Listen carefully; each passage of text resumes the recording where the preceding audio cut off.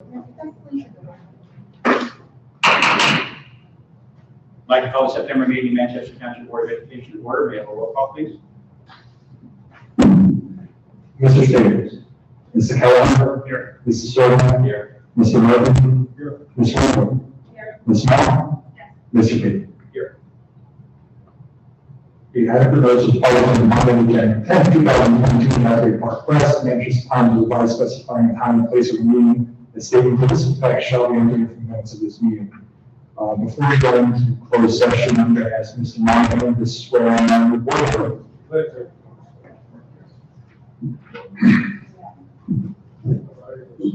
here. All right, raise your right hand. I state your full name.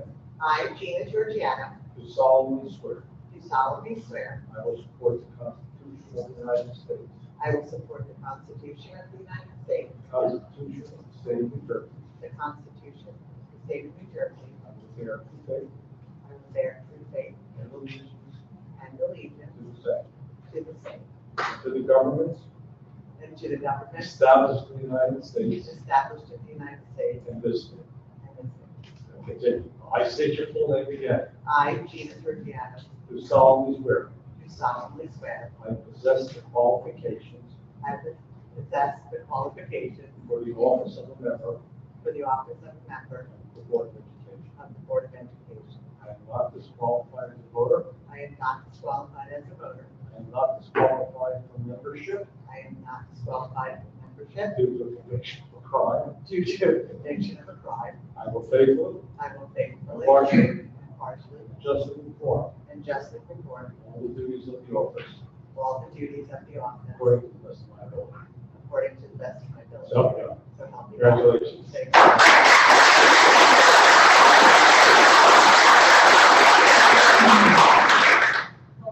Welcome, Mr. Down. So we will now take a roll call on the board. Mr. Stevens. Mr. Keller. Here. Mr. Sorden. Here. Ms. Georgiana. Here. Mr. Morgan. Here. Ms. Ringwood. Here. Ms. Mount. Here. Mr. P. Here. Okay, whereas section 8 of the meetings that admits exclusion of the public from the meeting in certain circumstances, and whereas this public body is of the opinion such circumstances presently exist. Now therefore be resolved by the Manchester Township Board of Education as follows. The public shall be excluded from discussion hereafter specified subject matters. The general nature of the subject matters to be discussed is legal personnel negotiations. It's anticipated these matters will be made public within 60 days. This resolution shall become effective immediately. May I have a motion, please? Motion. All in favor? Aye. Okay. All right, we'll be back in a half hour. So.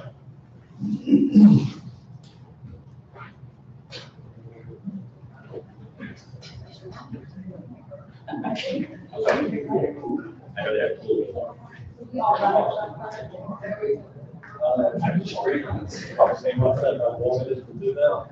Why is there a rubber?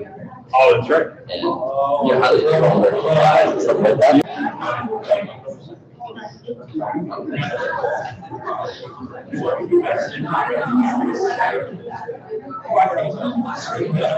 Maybe we need to have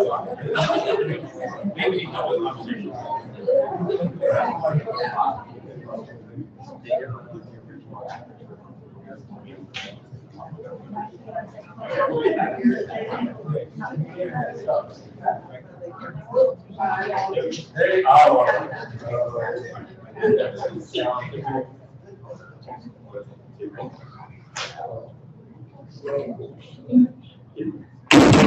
Black reconvene the September meeting of Manchester Township Board of Education. I have a roll call, please. Mr. Keller. Here. Mr. Sorden. Here. Ms. Georgiana. Here. Okay. Mr. Murphy. Ms. Ringwood. Here. Ms. Mount. Here. Mr. P. Please stand for the pledge of allegiance. I pledge allegiance to the flag of the United States of America and to the republic for which it stands, one nation under God, indivisible, with liberty and justice for all. Thank you. All right. Welcome back. Seems like we never left, doesn't it? We seem to be off to a flying start for the start of the school year. trustees being in their groove already, as much as I have a groove. I was talking to a school nurse in my building today, and she goes, it's almost normal. Please define, I'm not sure what normal is anymore, but it's there.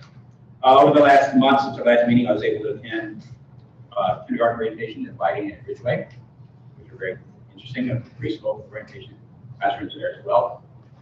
Saturday, my wife and I went to the band competition from 2 o'clock in the afternoon until 9:30 at night straight through. So sitting in those bleachers, Mr. Lister, is not pleasant. It is not pleasant. But the band booster parents did a fantastic job with it. Even though I didn't care for the music that our band was doing, I didn't care for my characters. They did very well. The parents were very proud of the organization that they did very well. So I was at the middle school, back to school night last night, very well attended. I thought there was a large number of parents all over the place. I talked to several parents today that I had to work with, and they were all very happy with it. Actually, 2 of them, honestly, wife and I worked with, they were upset really because they're moving in December to Mount Hawkins, so they'll be gone. Ms. Walter, you have 2 of the kids as well, and their kids. Yeah, they're moving in. They were upset that they are leaving because they're really impressed with the program in middle school. And I think it's very active. He has worked on a while. But so that's good. All right, that's all that. Mr. George, would you like to come up and present your HIB self-assessment? Yes, thank you very much. So tonight I'm going to be reporting out on our HIB self-assessment, and this is a process that is conducted through the building school safety teams last year.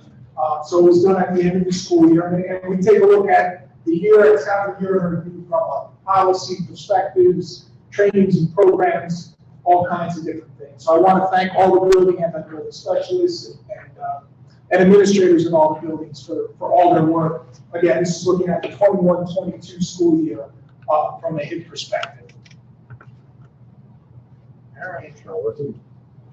Yeah, the keyboard work. What's that? Oh, this is the, okay. So as I said, each of the school buildings does this independently, and it's done at the end of the school year. And to give you an idea, we're looking at 8 core elements. There's a total of 26 indicators, and a perfect score would be a 78 in the school. A 52 would mean that you're meeting all the requirements that are in place. We'd give you a district score or a school score of a 52, but a 78 is the highest score. Again, this is part of the reporting process. We report our trainings and programs twice a year. But when it comes to the self-assessment, we do it at the end of the school year. We come back together in September, and we relook at all of our work, input it into the system, and it needs to be completed by the end of October. They've kind of pushed some of these timelines back as a result of COVID. So we're kind of ahead of the game here. It gets presented to the Board of Education, and then it gets accepted, and then we can finalize that process. So when you look at the core elements and the indicators, number 1 is HIB programs, approaches, and other initiatives. As a district, we scored a 13.7 out of 15 for 91%. And here we're kind of asking ourselves, have the schools established, implemented, and assessed programs? And we have a whole number of programs that some are done across the district, some individual to buildings. Are they designed to prevent and address HIB? Has the school safety team looked for patterns and reviewed the school climate and policies? So one of the responsibilities of the school safety team in the building is to meet at least twice a year, look at the culture and climate of that building, some of the things that are going on. An example would be a couple of years ago at Whiting, we had a situation where there was stuff going on the bus. And they came up with a program to positively reinforce good behavior on the bus, and as a result of the work of the team. So that's the core element number 1. Number 2 is training on the board-approved HIB policy and procedures. Here we got a 7.7 out of 9, 86% was training provided. Did it include training on the protected categories? Was it discussed with students? So these are that introductory meeting with kids to go over what the code of conduct looks like, what harassment, intimidation, bullying is, just kind of setting that tone for how we want to treat each other and what we want the buildings to look like. I'm going to put this down. So 3 is other staff instruction and training. Here we were 12.5 out of 15. Has each staff member received 2 hours of training on the HIB prevention, and does it include suicide prevention? Does the school safety team get professional development to the programs? Over the last couple of years, that's been a difficult one to send the school safety teams out. A lot of training has been done. just because there were so many other things going on. That's something that we're looking forward to kind of getting back to a little bit, is getting the team as a unit trained on some new initiatives and things that are going on. We're also this year bringing in suicide prevention into our October in-service day. It's been something we've done through GNC, but now we're going to kind of do it as a live presentation this year for the first time in a while. Core element number 4, curriculum GNC, we instruction. got the Bible shop. What's that? GNC, we have the Bible GCN. shop. Since I was trying to get healthy, I've been going to GNC myself. You know, it's GCN. Core element number 4 is curriculum and instruction on HIB and other related information and skills. And here we're talking about, is the instruction age appropriate? Are we observing the week of respect, which we do every year? And that'll be coming up. You'll be hearing more about that in October as we're planning all kinds of initiatives for that across the district. Core element number 5 is HIB personnel. Does every school have an ABS and a school safety team? Are they meeting? We have at least 2 ABSs in all of our buildings, and our teams meet at least twice a year. So there we got an 8.7 out of 9. Core element number 6 is incident reporting. Do the schools implement the district procedure? We got a 5.7 out of 6. And here's a situation where last year for regional day, because the way that they're set up with sending and receiving schools, we have some questions about some things that go on, because those get reported back to the local boards of education. So we're in the process of kind of working out some of those things. They were newer changes to the HIB law. So that's something that we've been working on. Core element number 7 is the investigative process. Do we follow the process by notifying parents, completing the investigation, and preparing the report that you see every month? There we got a full 100%. This is further reinforced by this year. We are going to HIBster for our reporting process. So now on the website, anybody has the ability to report an incident or something that's concerning. It immediately goes to the building principal, and then it gets routed appropriately from there. So that only kind of further enhances our investigative process. So this interacts with that people are watching something. So if I thought that there should be an investigation for something that happened to my child, I go on the district website and I can report it, and then by the time Mr. Waldron or Mr. Ott. Okay, now typically, concerned parents reach out to an administrator, a teacher, so it typically is started through an email or a phone conversation, which it would still be, but now that parent would be advised to go onto the website, click that button, and enter the information there. But a parent could also just, without speaking with anybody, go onto that button and report from that. But typically, when you talk about it, or if it's a staff member, even a staff member now would go down, has to tell the principal what happened. The principal would say, okay, go onto the website, click the button, and submit what happened. And instead of filling out that report, now it's all done through HIBster. So it's a very efficient way to look at it. Okay.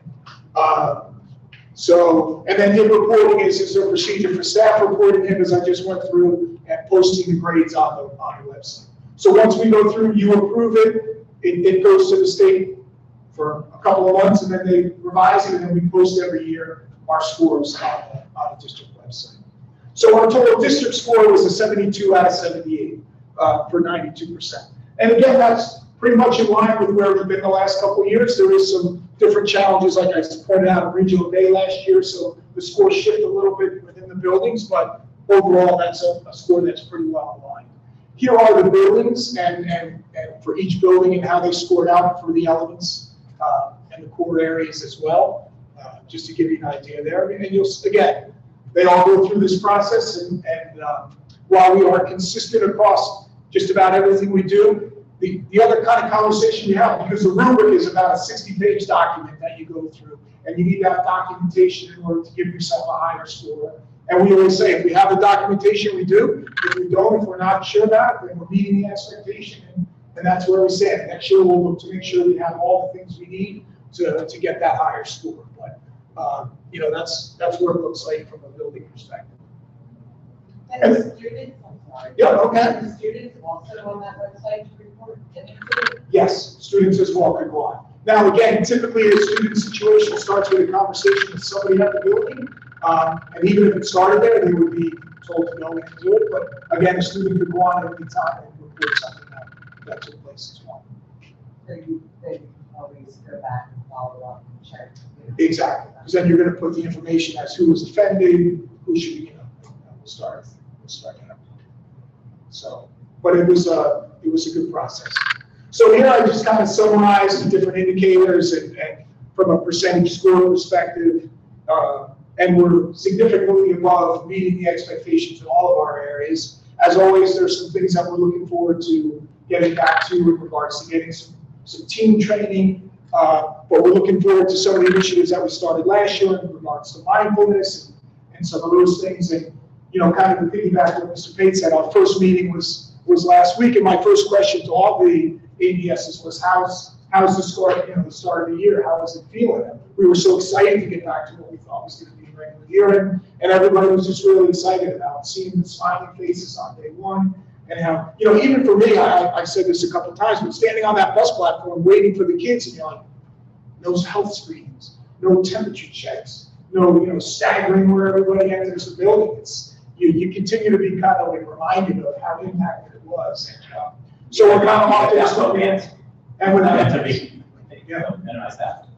yeah. And I was talking to a parent the other night, and they said, when they told a child you don't have to wear a mask, I don't have to wear a mask. And so this is a first grader, right, or a second grader, so that's all they ever know, right? So, so to that end, it really has been the start we were hoping for, and everybody's really excited by it. And again, just a big thanks to to all the anti-bullying specialists and everybody. So looking forward to a great year, but that's kind of 21-22 in a nutshell.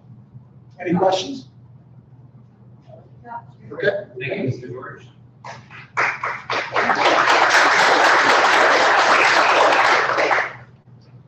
We'll segue right into my report. So going with the trend, it's been a successful opening to the school year, as normal as it can feel, especially no masks, most important thing. A big thank you to Mr. Brown. I know he's not here, our supervisor of buildings and grounds. The buildings just look fantastic, from floors to walls, the new walls he built.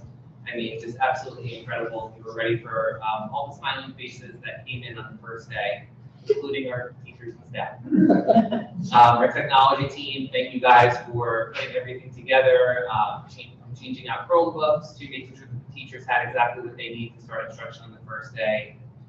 The administrative team, I know you worked tirelessly over the summer, mostly with hiring staff and working through those challenges of finding the best staff, and you did that, so thank you. Our board office was able to onboard over 75 staff members, new staff members this summer. So that was a big feat for Mrs. McKenzie and all of the board office staff, so big thank you to them. Our back to school nights, I was able to attend Ridgeway and the high school last night, and then tomorrow we have MTSD, the middle school, thank you. And MTSD tomorrow. Mr. Lister, the football team's looking good. I know that you had a tough loss on Friday for the home opener, but they played with their hearts, and Mr. Farrell's doing a really great job at coaching and leading them, and really doing, as he said, which was teaching them also to be gentlemen outside of the field. So it's really nice to see that. We have our student government representative, Samantha Verde. She's the treasurer of the Student Government Association. So thank you for being here tonight. And she will also be giving us a report. Sorry about that. We will be rotating, so a few of the student government members will be joining us each month. Preschool update. So as you've heard, we received our preschool expansion money. Over $3.1 million the district is going to be receiving on tonight's agenda. We talked about executive, we got to meet our candidate for director, Dr. Lori Burns. She comes with a plethora of experience with working with preschoolers, and really is going to help lead this district in a positive manner with nailing our programs. So we're very excited for her to join our team. And thank you to Mrs. Antonucci and Mrs. Petrosa and Mr. Lawrenson for working on the expansion need. Thank you to the board for supporting our efforts moving forward with the preschool expansion.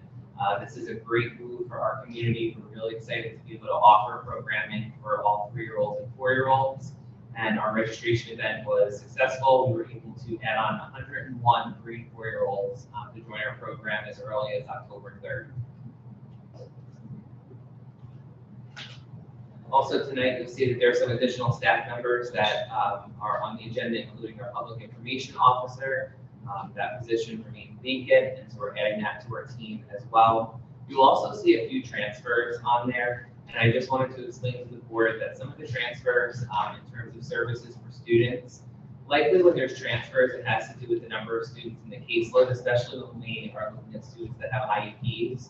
So for instance, a number of our speech therapists, while they may have resided in one building in one school year, when we move programs, as we did, we moved the program over to MTSD and we added on to Bridgeway, there's a number of students and an increased number of students that require speech and language services, which Ms. Santanucci had to look at that and kind of equalize the number of students that they have as case managers, and then also different services based on what the students in the students' IEPs. So that really is what dictates staff transfers, and you'll see a few of those that are on there. I wanted to thank you for the ability to hire in between meetings over the summer.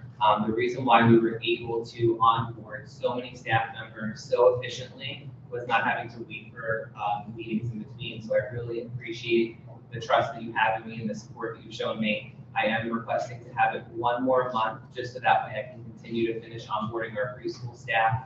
We have interviews scheduled tomorrow. I know Ms. Greenstein's been doing our initial screening, so thank you for that, because I know that that's taken up a lot of your day, so we appreciate it. Also tonight we have our goals on for approval from the district goals, my goals, and then also your goals that we talked about at our board retreat. In terms of retirements, Mrs. Linda Waldron will be retiring in December after almost 9 years of service to the district and over 25 years to Education New Jersey. So thank you so much for everything, and we appreciate everything you've done for the community.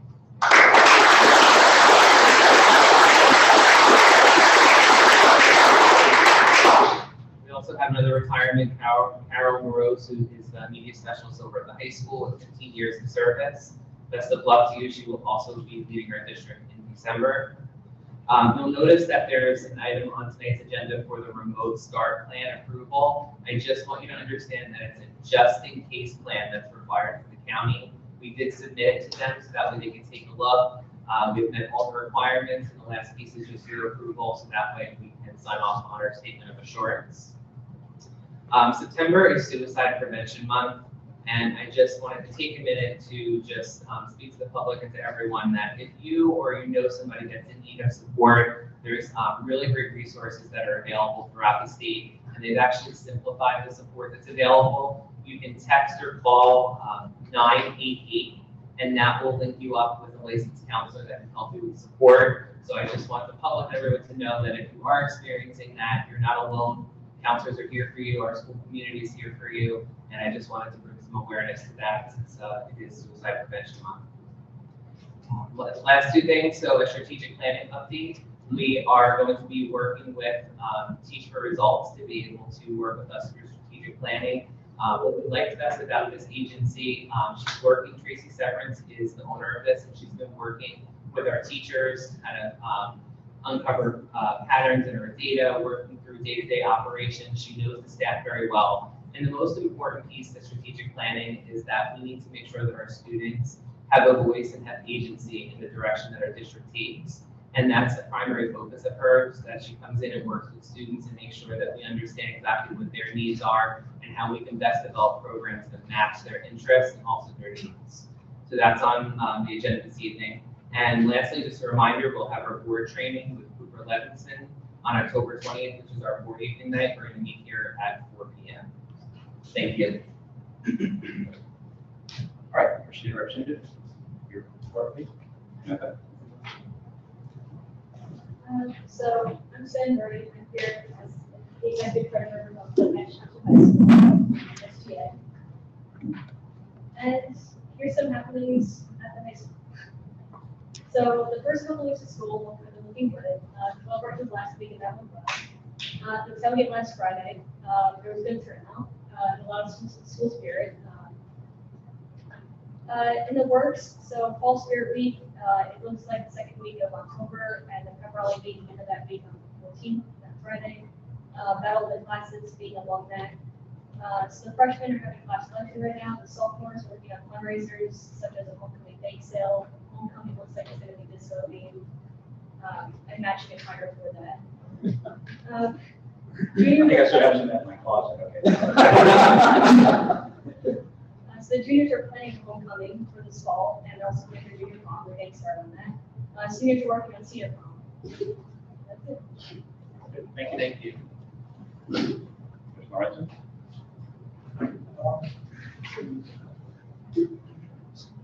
All right, so a couple quick things. I believe a couple weeks ago, might have been last board meeting before, we were talking about the school employee health benefit renewal, and they tabled the proposed rates for the renewal. Well, they met a few days ago and have affirmed those rates. So we are looking at a 15.3% increase in our health insurance and health prescription coverage. So with that being said, what we're going to do is we are going to request some experience and kind of see how our district is performing in the plan and see if it's worth shopping it out into the private sector. If that is something that we do and there is better alternatives out there, whatever insurance company picks us up, we would have to match all the plans that we currently have. So we can't make changes to any plans, things like that. But so it has to be people who are better. We're not there yet. Again, we have to see what our experience is and see if it's even worth putting out there. But those rates were confirmed a couple days ago. Now we're just waiting to see what the premiums look like so we can start making some calculations to see what additional costs is going to be to the district. Do you have any idea of an estimate for the cost? So when these first came out, comparing what I budgeted based on our census dam, I was estimating between 250 and 300. Now, a lot's changed since March, April last year. As John said, we had a lot of staff leave us. We had some new staff coming on, so the census has changed a little bit. We have more people now in single coverage versus family or parent-child. So there's a lot that's changed. So there might be some built-in savings there where that can kind of offset some of this, but we won't know that until I see the final premiums. So I should have those in a couple of days, and I can report on that in the next week. Will the 15% be at the cost of the district or will these? So it depends. If the person's in direct 15, those people pay on a percentage of the premium. If they are in EHP, they pay on a percentage of salary. So the increase in EHP will be borne mostly by the district. The increase in direct 10 or direct 15 it'll be a little more split between staff and district, but the majority of the cost is borne by the district anyway. But the EHP plan, that plan is designed so that health benefit contributions are made based on salary and not premium. So as that, if the premium increases 100%, it doesn't make a difference if you're looking at you're paying based on percent. So those are the things we'll be looking at. The resolution on the agenda 2 to approve 3 Class B officers. We're adding them this year. We had 2 last year. We're adding a 3rd. John and I met with the department, and we are working on the possibility of bringing another SRO into the district, potentially as soon as the new year. But we are working on that. We are also doing a shared service with our sheriff's department. They're covering our regional day school for us. They're splitting time between regional day school and Jacksonville. So the goal is to have somebody in every school. If not this year, then definitely next year. And then lastly, you'll see there's a lease agreement on the agenda for approval with Hilltop. Again, we met with them this morning to review essentially a draft lease. The reason it's on the agenda tonight is because we want to have something in place before the program starts. Now, nothing will be finalized until it goes through attorney review and all that stuff. But we did review with them this morning a general lease and some of the things we're looking to do. We had some good discussions with them this morning, so there might be some changes that we need to make. Ideally, from the board's perspective, what we would like it to be is we just pay a lump sum, and they handle everything else on their end, utilities, janitorial, that kind of stuff. So those are the things we're looking at. But overall, we have a good starting point, I guess. But we wanted to have something approved prior to the program starting, because we could be starting that program as early as the second or third week in October. So it obviously would be before we meet again. So that's why this is on the agenda tonight. And once everything is finalized and it goes to attorney review on both sides, we'll have a final.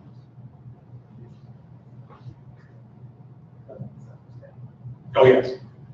Yeah, the other thing too, is just so you guys are aware, there are two ways that we can contract with outside organizations for preschool. One is where they hire the staff and they run the program themselves, and then there's the way we're doing it, where we're just leasing space from them. We will be in control of the staff, hiring, materials, equipment, all that stuff. So essentially, it's your curriculum. So essentially, it's just a branch up. It's essentially like another site for the school district. So that's the way we've approached this. Obviously, we think that's a better way to do it, because it's under district control, and the kids that are wind up at Hilltop will be getting the same curriculum, supplies, materials, things that our kids that will be placed in the plan. I have a couple more questions on that. If Hilltop should close for some reason, say they have a power outage or something, how would that work out? Because obviously we can't send our kids to a closed building, but how will it work with the attendance and our kids attending? And our Manchester teachers that will be working at the Hilltop site will have the same responsibilities and expectations that a teacher that was housed in MTSD, whiting, et cetera, so not going to be expected to clean bathrooms, to do janitorial type work or anything like that. So just that, but I started looking at that piece, yes, not yesterday, looked at it today. And there's a question, obviously, that we've had since that time. Those types of questions, is access to the building, when they're there, when we get into the playground, all of those types of things, you know, and I would work with them and get that resolved. I looked at the proposed lease, it's not big. It's just a matter of making sure that their facility will work. It's really what it is. I didn't see anything in there other than questions like that. What happens if they're closed, we're not closed? What do we do? And those are things that can be worked out. But initially, it's not an overwhelming type of lease. So at least I think it get over it. So we can do that. In terms of the school closing, we would handle it just like if any other school had a power outage. So depending on the situation, we can reroute them to other schools if we have the space. If not, that school could be closed. We could still be able to operate it as a day in, because the percentage would be so low that it would still count towards our 180-day requirement. Who's responsible for the facility? Plowing pieces of stuff. So what was that? Plowing. That's it, yeah, they are. Yes. Right now, it's they're responsible. They would be responsible for primary upkeep of the facility, plowing, all that stuff. We may provide a custodian, but that's some of the stuff we're discussing, to do some general cleaning, things like that. And during the day while school's in session, our teachers' assistants may wipe down tables, things like that, but no major cleaning or things like that. They do have maintenance services that they also have. So that's some of the stuff we're working out. But majority of the building upkeep will be theirs. It'll be there. I think one of the other things that we're concerned, they're going to give us the question for saying something in general that we would be able to use. Facilities, the technological aspects of what you're going to do in that building, we'll talk about that. And I think we want to put that specifically.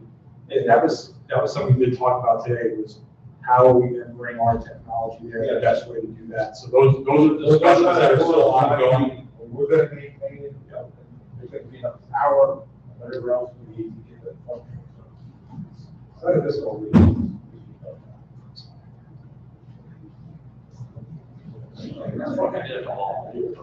Oh, sure. Are there any other questions regarding this? That's. All right, okay, now board member reports, please keep it concise. First, I want to say welcome back to all the Manchester Township employees. Thank you all for doing what you do. I was going to leave until the section where we approved Ms. Waldron's retirement, but it's too short, so I'm not going to wait. I want to thank you personally for all you've done for MTS and the MTS family and for my children, all three of my children. We're blessed to was MTS for your leadership, and I thank you for everything you've done to make their school days experiences memorable. I hope you enjoy retirement, and you will really never be able to get rid of the Mount family because I get to coach your sweet little Jade on soccer, so I'll still get to see you and hear about how amazing life is after you retire. Congratulations. I want to give a special thanks to the Hawk cheerleading coaches for giving the cheerleaders the chance to make memories at Pine Forest Cheer Camp in August. Sixth grade orientation was a success here at the middle school. I have to say, I absolutely love the way you guys do it now versus the way it was done when my older daughter came here. It was broken down into shifts, and it was just so much more manageable and less stressful for the kids because they didn't come in with their whole entire class. They had a chance to find the homeroom, play with their lockers, try it 30 times to make sure you can really turn it right, left, and back to right. So it was a really good experience. The MTES kindergarten orientation was very nice. I got to go there and speak on behalf of the board. It was nice to see all the littles getting excited to meet their teachers. It was nice to see that I think there was only 1 or 2 criers, so it wasn't too bad. The Hawks football team started off their season with a win. I got to witness that at Lakewood High School. It's a great way to start the season for our boys and our new coach Farrell, who I just love the way he engages with the boys, and I love the respect that they have for each other. He's doing a great job. I also got to see the Hawks beat Thompson River East. That was a nice game. Although they did not win their first home game, it was awesome to see the senior nights. It was amazing to watch the senior football players and cheerleaders get acknowledged as their final year on the football field or on the cheer sidelines. It's also nice to see our new press box. It was good. The preschool orientation was well run by Bridget and John. I attended that on September 13th. There was a lot of people there. It was very informative. Your slideshows were very, very detail oriented, and I just think you guys really did a nice job putting the information out there. A lot of the parents had really good questions, so you guys did well. You were well prepared to answer, I think, everything, so very nice. I got to also watch the Manchester Township Middle School girls Mustang soccer open up their season in a non-conference game yesterday at Jackson. It was nice. Although we didn't win, it was nice to see the girls out there playing, having fun, and doing their soccer thing. I had to miss the middle school orientation last night, and I felt really bad. I felt like a really bad mom, but I had a good excuse. I was at my own back to school night. So my husband did attend. He left notes for Avery, and she said he's still here. But he said there was a lot of people here, and he said, you know, it's like walking down memory lane. He saw a lot of friends that had kids. And I look forward to attending the MTES back to school night, my children's last one. So I will be there tomorrow, and just want to thank everybody again for everything you're doing to make everything so great for our kids. Anyone else? I had the opportunity to attend the K-5 health and BOE meeting that happened in Paris last week. I had a big shout out to Mrs. Rose, your team did a fantastic job. I had several parents as they were leaving say to me that they felt better being at the meeting. So kudos for that. I attended Ridgeway's back to school night last week. It was great seeing you had all the faces. Kids, the parents seemed to be excited. Last night at the middle school, very well attended.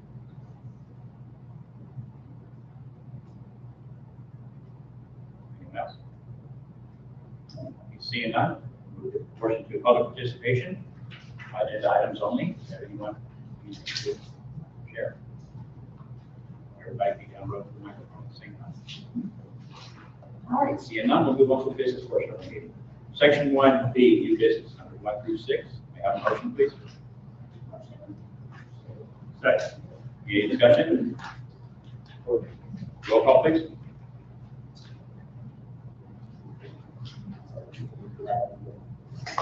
Mr. Keller. Yes. Mrs. Servant. Yes. Mr. Mr. Georgiano. Yes. Mr. Martin, I will be. Ms. Winger. Yes. Ms. Mount. Yes. Ms.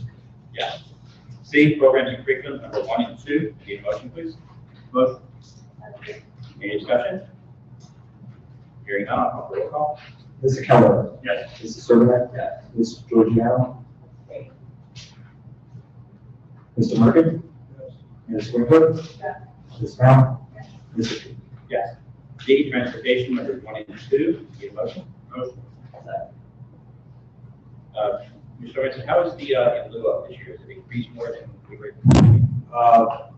So far, no, but it's heading that direction. Rough, off the top of my head, I think we have roughly 168 paid moves. I think we were anticipating somewhere in the neighborhood of 200. So we're heading that direction. Okay. Do we have any contingency plans to get the magic number? We're going to do something about it. Not yet. I don't know if we're there. I don't know if we're there yet. Well, it's coming. Yeah, so we at some point we will start looking. Part of the problem we have is driver shortages. So until we can bring some more drivers in, we do have 3 or 4 of them that are going through the process now of taking their tests and doing their road tests and things like that. So as we're able to bring more drivers into the district, we may have those options. So we're not quite there yet, but we could be heading there. I think we're going to need. Have we maybe considered offering a stipend for maybe coaches or advisors to get their CDL so that maybe they can drive their buses to sporting events and stuff? So that is something that's been discussed for a few years. I don't know many places that do it only because it kind of crosses over with, you're paying that coach to a stipend to be at a game, to be wherever. Can you pay them but also drive the bus there? So it's one of those deals where it is double dipping as not. So there's been a lot of discussion about this, especially with the shortage.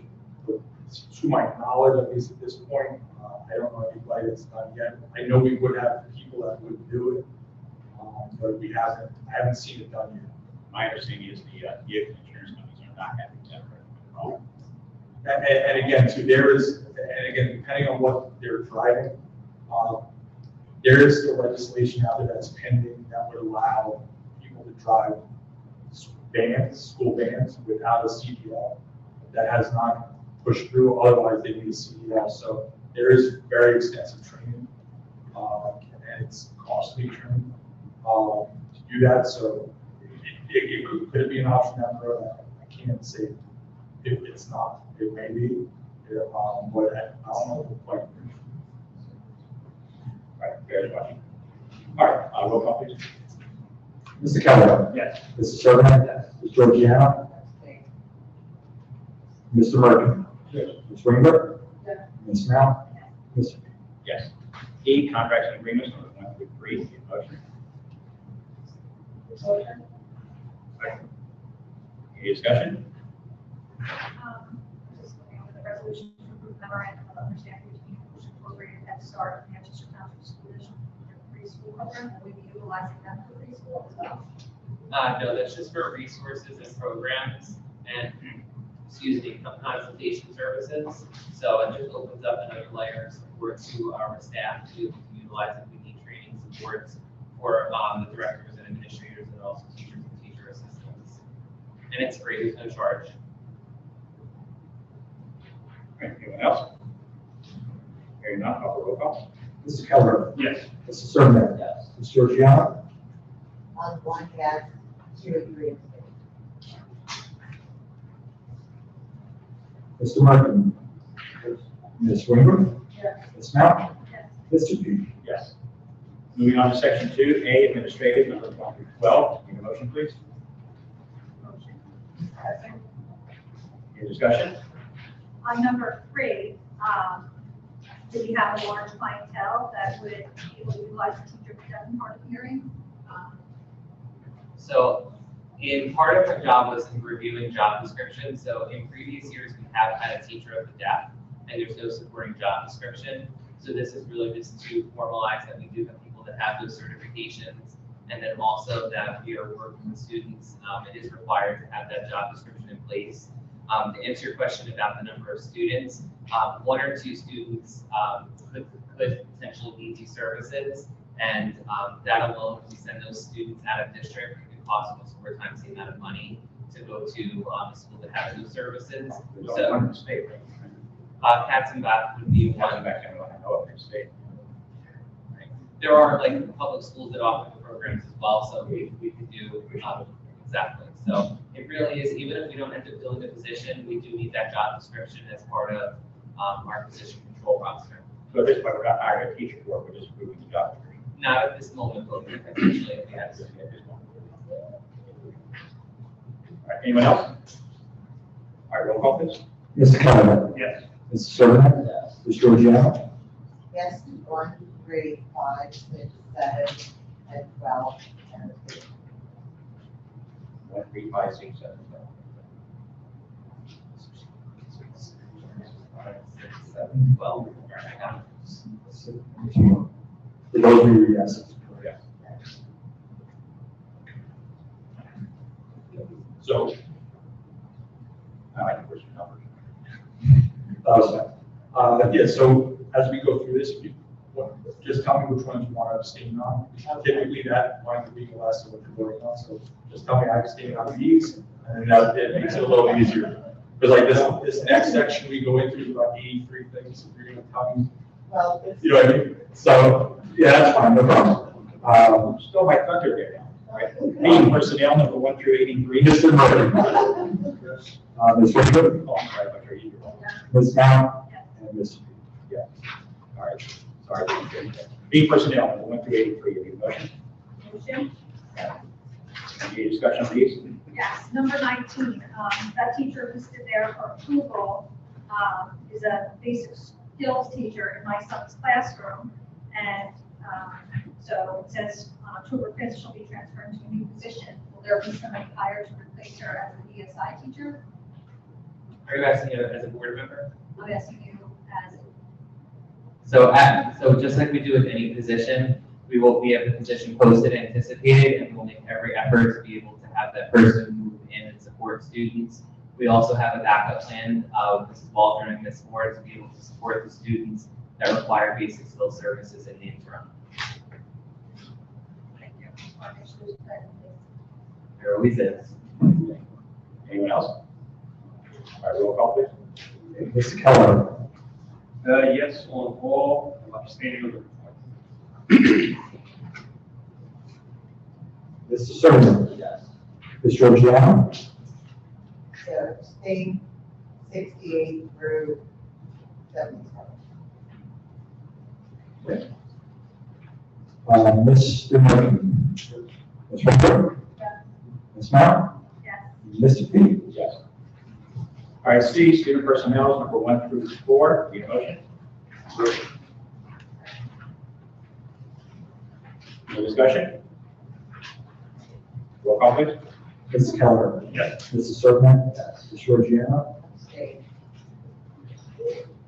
Mr. Murphy. Ms. Winter. Yes. Ms. Mount. Mr. P. Yes. Moving on to section 3, A, finance number 1 through 5. Do a motion please. Motion? Any discussion?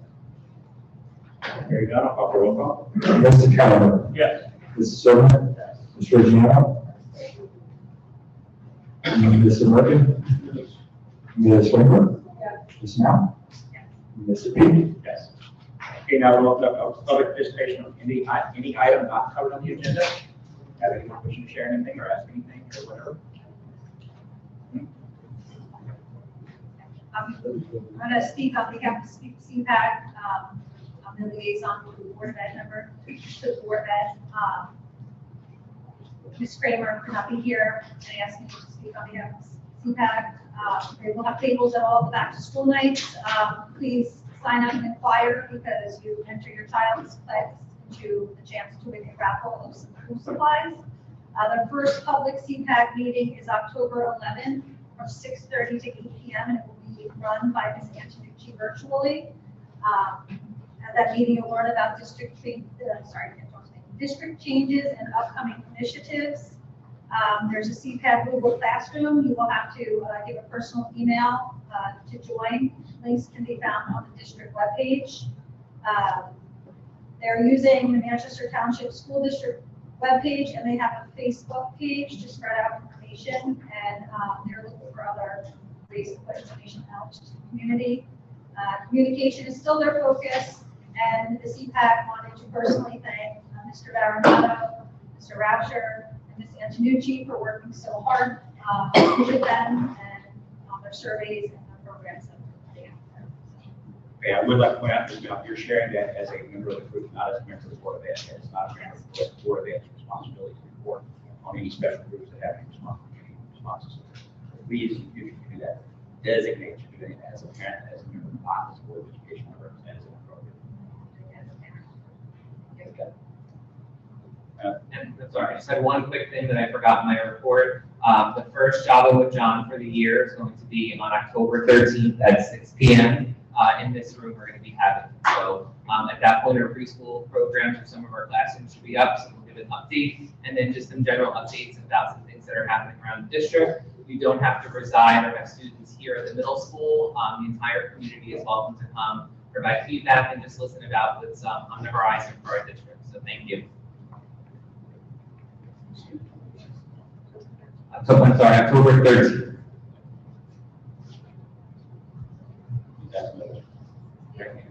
Yeah.